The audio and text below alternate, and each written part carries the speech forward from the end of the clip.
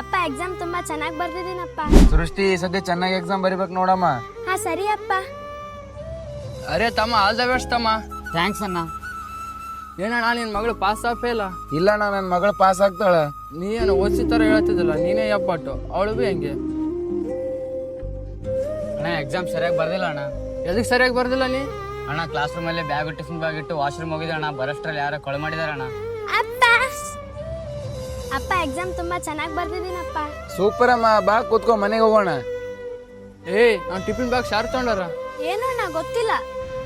ರೊಕ್ಕ ಇದೆ ಅಂತ ಅಹಂಕಾರ ತೋರಿಸ್ಬಾರ್ದಣ್ಣ. ನಮ್ಮ ಕ್ಲಾಸಲ್ಲಿರೋ ಪ್ರತಿಯೊಬ್ಬರು ಕೂಡ ಅವನ ಶತ್ರುನೇ. ನಿಜ ಅಲ್ವಾ? ಮಕ್ಕಳಿಗೆ ದುಡ್ಡಿದೆ ಅಂತ ಅಹಂಕಾರದಿಂದ ಬೆಳೆಸಬಾರ್ದು, ಒಳ್ಳೆ ರೀತಿಯಿಂದ ಬೆಳೆಸಬೇಕು. ಈ ವಿಡಿಯೋ ಏನಾದರೂ ಇಷ್ಟ ಆದರೆ ಲೈಕ್ ಮಾಡಿ, ಶೇರ್ ಮಾಡಿ ಮತ್ತು ಕಮೆಂಟ್ ಮಾಡಿ, ಸಬ್ಸ್ಕ್ರೈಬ್ ಮಾಡಿ.